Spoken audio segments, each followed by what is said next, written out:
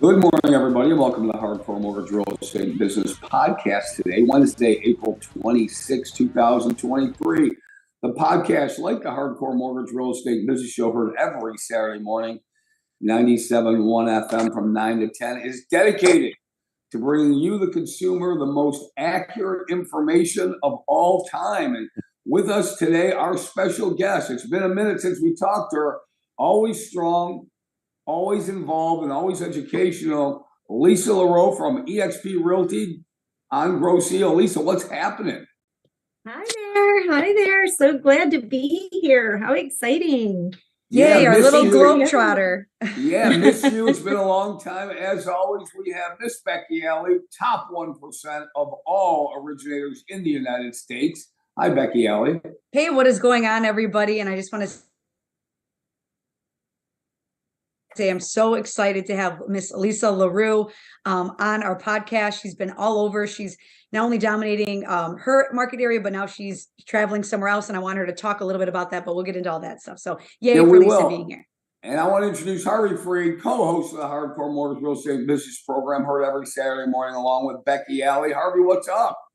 Well, I saw Lisa's also going to be open up in South Carolina, and I saw that last night too. I just got off the phone with some Southern charm down in Georgia, so we wish you the best of luck down there. So, Lisa, let's talk about it. It's been a minute since we've had you on the show, on the podcast. You were always great on it. So let's find out, what have you been up to? What's going on? Oh, it's been a great year, I have to say. So far, so good. I have my office in Grosse Ile, which is doing really well, and I started a team there. So I started never really thought I wanted a real estate team, but apparently I needed one. So I started the team in Grosse Ile and was able to also then start to expand into South Carolina. So my second home will be in South Carolina, and I'll be selling real estate in both places. So that was a big win for me this year. That's so awesome. Where specifically? What location in South Carolina? Greenville. So it's kind of a really nice little pocket because you're real close to all of the other states. You're real close to the mountains and the lakes. So it's a beautiful up and coming place, and it's just a quaint little place. For those of you in Michigan, I would equate like Greenville to maybe a Plymouth. Oh, that's wonderful. You sound really excited about it, Lisa, and we want to know what's up in your world. Spring of 2023 real estate market shaping up for you. We just talked about it before we got on the air. 9 homes for sale in Trenton. That's down from about 28 last week. 16 in Wyandotte, 22 on the island, just to name a few areas by you. What's going on? What are your thoughts on this? Are there more listings to come? It's just really a crazy market out there, isn't it? It sure is a crazy market. And absolutely, there's more houses coming on the market. It's just a matter of staying in touch with your clients, I feel, at this point, and letting them know it's okay. That house is on its way. And if it's not on the market yet, I'm going out there, and my team and I are hitting the streets, and we're looking for that house for you. Because there are people that are not living in the homes and just have them vacant. There are people that need to downsize. Things like that. So we are always on the lookout for putting our buyers in the great hands and getting them into the house. That's wonderful. Speaking of pounding the pavement, out there, pounding the pavement every day, Becky Alley, top 1% of all originators in the United States. Becky, talking about the area that you serve and really all of metropolitan Detroit, the market is just really going crazy. We say it now. It's a mantra that we've been talking about since February 1st. There might have been a little lull, but there is certainly not a lull right now. Becky, just going over a couple of your transactions this week. People are overbidding. They're getting the house, but they have to overbid. Got a couple going on right now. That is commonplace right now, isn't it?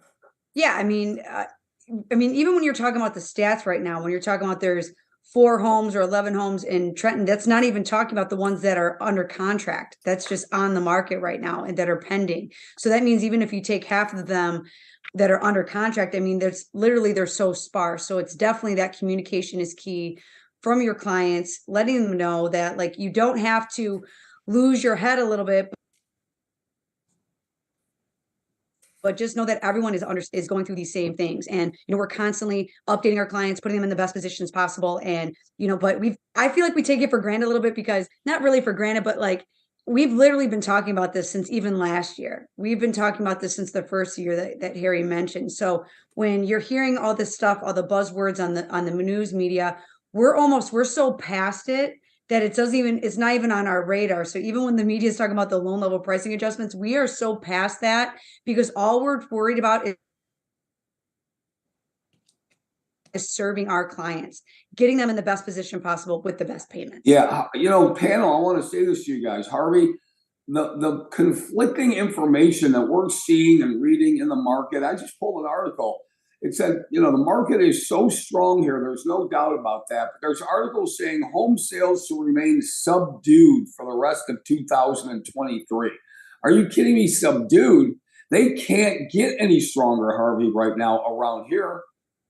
Seems like supply and demand's taken over here with the lack of inventory. But overall, the economy is a little scary out there. I was talking to a guy who sells steel, and the reports came out about how the steel sales are going to be throughout the next 6 months. And they were a little bit down. So there's a lot of unanswered questions out there. We know that mortgages and real estate are going to be really strong for a couple of reasons. The lack of inventory, and at the interest rates we have now, we see that, and all the experts, we had Barry Habib, we talked to a lot of the experts, they do see a forecast in the next 12 to 24 months where maybe the rates will come down even more, which is going to create even more demand for the housing. So we're in a strong market. Again, we always wish that we could find more homes out there, but when they sell a house, where are these people moving? Maybe to South Carolina with Lisa. So I got a whole new plan. Lisa, sell their house here. We do the mortgage for the buyers, and then we'll also do their mortgage in South Carolina. Yeah, There we Lisa. go. Yeah, Lisa, going back to you, I'm emphatically coming out and saying that the news media is wrong for our area. Home sales, and tell me if you agree with this, home sales will remain strong this selling season. So I'm calling BS on the fact that home sales are going to be subdued. Lisa, what do you think? Oh, I agree with you. I quite honestly didn't expect it to be this strong this quickly. And it is insane. I was fortunate enough to be here in South Carolina, where I am today, and sell a house in Michigan. And the Michigan house, that it had over 60 showings, if that tells you anything. We had 2 open houses back to back, and more than 60 people coming through that property, along with 9 strong, really good offers, which drove the price up, which, made my sellers obviously ecstatic. So yeah, it's a very aggressive. So that was, all of those offers for one home. So that just tells you that supply and demand is just going to keep us so strong right now. Such a strong market. Yeah, I'm going to tell you, Becky, did you hear what she said? She said 9 offers on one house. We're hearing crazy stories like 19, 22, multiple offers in a lot of areas going on right now. So again, I said that I'm going to call BS on an article that I read saying that home sales are going to be subdued for 2023. What's your opinion? I think they're going to be robust through 2024. We are in a housing crisis. It really isn't going to change. I mean, you're having households grow. There wasn't enough homes built 10 years ago. They can't build them fast enough. There are some people that are going to be selling, that are going to be maybe going into retirement communities. But at the same time, I have some clients that are retiring to go into a retirement community, but then they're turning around and they're selling that home to their grandson, and then the other brother is buying the other home. It's literally like generational house swapping, that, so like as these houses are coming on, there's that generational housing market where they are growing, the families are growing, and in turn those are gobbling up some of that real estate that is a part of that listing number on the market that really doesn't even count towards the average homeowner that is really trying to buy right now. I mean, so we literally are in a supply demand. So when you're hearing people talk about the bubble and all those things, it is a completely different situation than it was back in 2008, 9, 10. There's just not enough homes on the market, and that 24 to 34 age group that is entering this buyer pool, like you've never seen before. I mean, that's over 42 million people that are entering for these 5 homes that are on the market. I mean, that's a lot. And even with what Lisa's seeing in South Carolina, I mean, we're a national lender, so we know what's happening in our pockets, but nationally it's completely different. You got homes sitting in Alabama for over 30, 45 days. Texas, they're starting to sit a little bit longer because there was such an influx of people coming there. I mean, so what are you seeing over in South Carolina as far as like how offers are sitting? Yeah, so the houses are sitting a little bit longer than they are in Michigan. But there's still a housing shortage here in the Greenville area where I'm at because it is such a up and growing and desirable area. So we are still seeing, houses moving pretty quickly, but nothing like we're seeing in Michigan right now. Yeah, Harvey, Becky brings up a great point. Okay, the point is this: the average age of a home buyer is 34. That means people from 27 to 41 are buying homes. Forget about this year, 23, and even next year into 24. All the way, there's such a shortage of supply of homes that there is never going to be this housing bubble that people are talking about, because when your average age is 34 and the millennial population is growing, it's not getting smaller. So you're going to have 27, 28, 29, 30, 31. You do the math all the way up to 41, Harvey, buying homes. Where are these homes coming from? So there is not going to be a supply shortage. As a matter of fact, we show good news is the new home sales rose almost 10% in March, Harvey Freed, over February. That's really good news. Yeah, I saw that here. He actually had the numbers came out for March, 9.6% increase. Department of Housing put that information out there. Yeah, it's just really gangbusters out there. Something that alerted me when we were talking about your sale, Lisa, your open houses, you had 9 offers, but lots of people came through. We are seeing some lack of education out there. And that's the piece I'd like to sort of bring into the conversation here is I wish we could continuously get more of the young people and first-time home buyers set up for success. Some of them are, most of them are, but all of them need to be. And we are really working hard trying to educate the younger buyers or even the second-time home buyers, bring them up to speed on what it takes to get an offer accepted and how to be prepared to close within 30 days. Lisa, that kind of competition on a house, you're going to see it everywhere. Like you said, Greenville, same thing.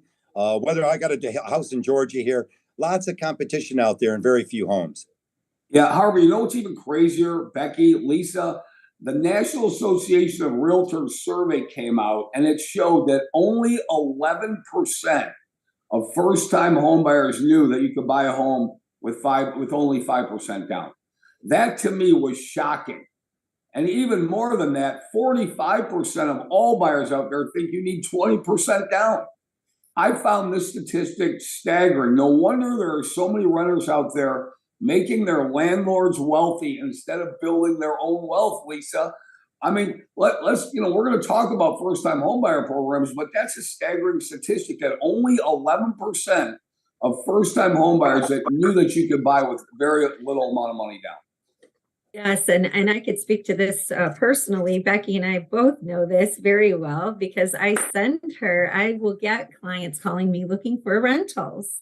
Mm-hmm. And as we talk to them, I ask them straight out, why are you not purchasing? You have great credit. You know what you're looking for in a home. And they honestly don't think that they can qualify. They have no idea of the great programs that are out there for them. And the great things that we can find for them through, when I send them over to Becky, it's pretty amazing. And we had one that I think he was willing to spend $1,600 a month for a rental.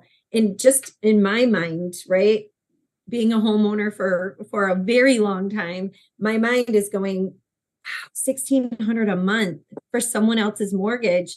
And sent him over to Becky, and I'm pretty sure Becky, wasn't he getting like $1,350 for his mortgage payment? Yep. In buying his own home. Like, yep. Crazy difference. Well, Becky, we're dedicated to teaching home buyers what they can, what they cannot do, what they should, what they shouldn't do during the mortgage process. But more importantly, again, first time home buyer program, you don't need 20% down, do you, Becky?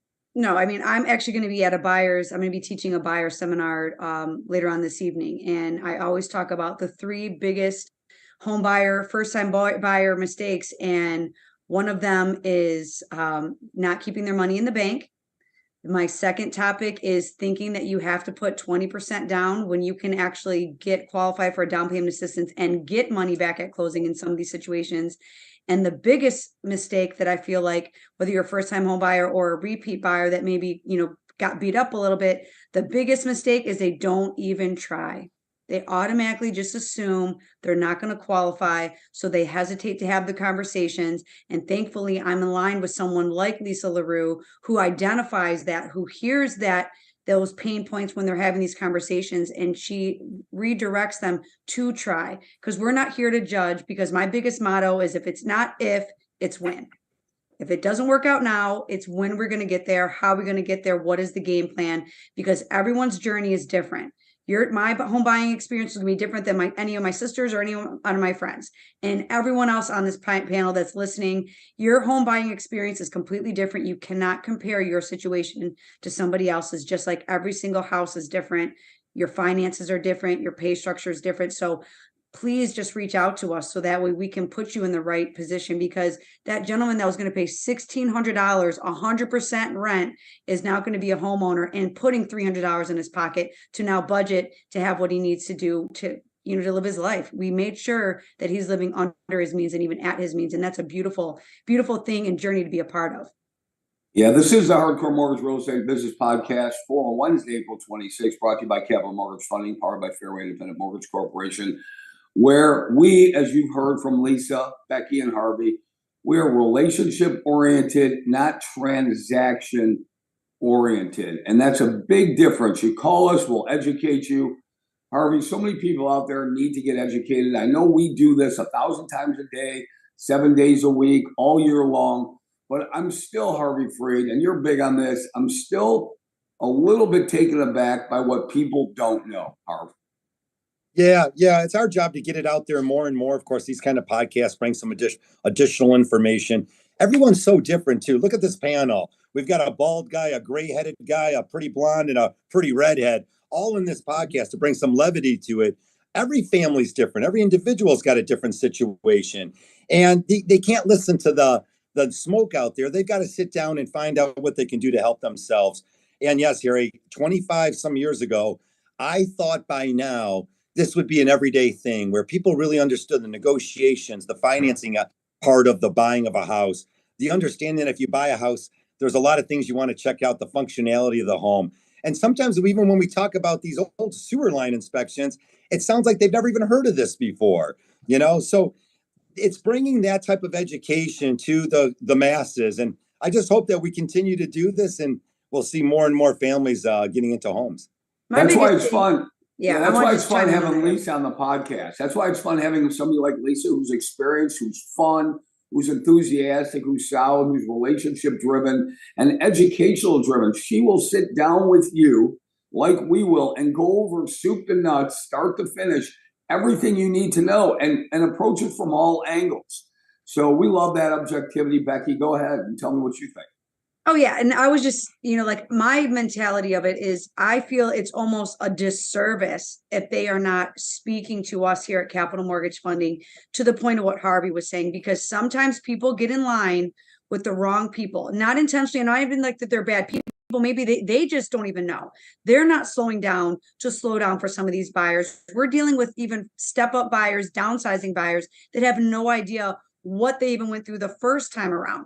And it's really important to just back the bus up, because we do take it for granted that we are moving. We do this every day. We talk the language, but you have to be able to be in line with someone that is going to slow it down and make sure that everyone is on the same page, because there's a lot of lenders out there, just like there's a lot of real estate agents out there. But if you get in contact with Capital Mortgage Funding, myself, Harvey, Harry, you get in contact with Lisa, you're going to hear the difference. You're going to feel the difference. and you're going to see the difference when we get you to that finish line. And that is key. And I'm on a mission now to go out and make sure that people hear this message, because I'm tired of hearing how people just have no idea. And so that means that I'm not doing my job of reaching the masses like I should. And that has been a mission of mine for 2023, to make sure that everyone is educated and know what's happening, whether they're using capital mortgage funding or not. Whether I should be so fortunate that everyone wants to work with me over at Capital Mortgage Funding, but that's not going to stop my mission in making sure people are comfortable and they know what they're getting into on their biggest investment of their life. Yeah, Lisa, we are actually hollering from the hills every day and just trying to help people make the right decision. Got a call from a local TV station, Lisa, yesterday, and they were asking me about what are rates going to do. That's a big topic. What's the Fed going to do on May 3rd?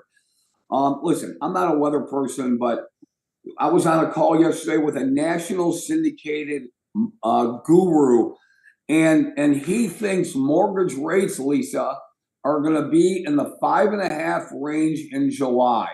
I hope he's right. I've got the over. Okay, I'm taking the over. They're not going to. I want him to be right. I'd love to be wrong, Lisa, but I'm not in the prediction business. I know you're not.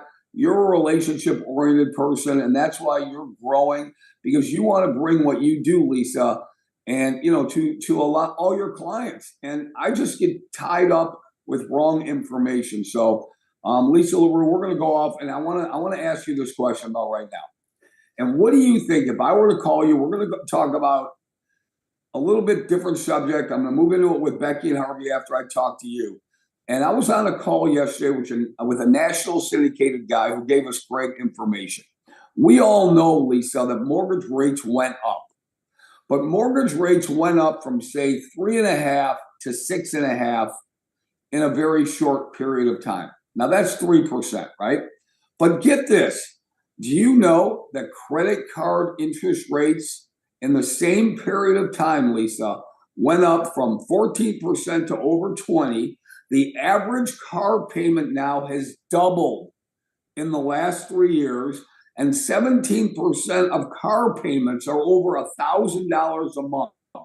And the term is extended now to over 6 years. So, Lisa, why wouldn't people be thinking about buying a house versus paying over $1,000 for a car payment? Lisa, I just don't understand that. Help me out with that. Yes, I can tell you, I had to renew my lease this year. And wow, what a sticker shock that I get, right? Looking at the same car, and it was way more than last year or last time I had to do that. So yeah, I'm always of the mindset of, I love how you're saying this is a relationship building business. And I can always trust when I send a client over to you guys, when I send a client over to Becky, that you guys are going to take a look at the big picture. You're going to look at their overall goals. You're going to slow things down and make sure that you're putting them in the right things. Because yes, everything's going up. Their mortgage pay or their car payments are going up higher. Everything's going higher. So we need to make sure that we're setting them up for success. And by having that relationship building process, that's exactly what we're doing. And so I always know that I can trust. If I'm sending them over to Becky, she's going to take a great look at everything and set them up for success for not just today, but for their future and what's going on with their individual finances, just like we were talking about. Lisa LaRue joins us, Realty XP, Grosse-Ile, Michigan, and Greenville, South Carolina. She's awesome, always has been. She comes on very enthusiastic, fun, informative. We're going to go to last words for the day, Becky Ellie. Go ahead. Give me your last words for April 26, 2023. Okay, well, I'm going to stick on this whole payment thing that we were talking about. I actually did a post not that long ago. I'm probably going to recycle it because it's important. Lease payments, car payments, right? That is something that is factored into overall affordability. And there's a lot of people out there that don't even think twice to co-sign for somebody. If your lease or car payment is more than 10% of your gross income, that's going to have a huge impact on how much house you are going to be able to qualify for. So if you're making $100,000 and your car payment is $1,000, that is now going to have a huge impact on what you're qualifying for. So make sure that your house payment and your car payment are not the same. Okay. So just think twice when you're co-signing for someone and make sure that you have yourself in an affordable position, whether you want to buy a house now or in 5 years. I love that. Solid advice, Becky. We want people to be able to afford not only their home and their car, but life itself. And, first step is make sure you are not renting anymore. Make sure you're buying a house. Harvey Freed. Real quick, the correlation between car payments, I love it. We're the Motor City, and housing payments. I love that this morning. Becky, well said. If you are co-signing for somebody, if that person makes 12 payments with canceled checks and they can document they pay it, we can avoid counting that debt against you. So that's a huge thing. Okay, you did the co-sign. Now do the right thing. I know you had a co-sign for your kids. Do the right thing and do it the right way. We have to educate that piece. So I do like that correlation. Good stuff from you guys. I appreciate you, Harvey, as always. Lisa, you have the last words for the day. Oh, wonderful. Well, just what we've been talking about, make sure you're aligning yourself with great people who actually do care about what's going on with you personally and what your future goals are. Any one of us are thrilled to work with you and help you through any of the processes. No pressure, right? None of us are going to give any pressure. We just want to help you. So I love working with you guys. I love being on this podcast. So great to see your faces today. Yeah, thank you for being on, Lisa. As always, you are special. We enjoy having you on all the time. For Becky Alley, Harvey Freed, I'm Harry Glantz for the Hardcore Mortgage Real Estate Business Podcast for Wednesday, April 26th. Listen, go out, make sure you can afford that house. Don't pay rent anymore. So many first-time home buyer programs out there, and we'll see you soon.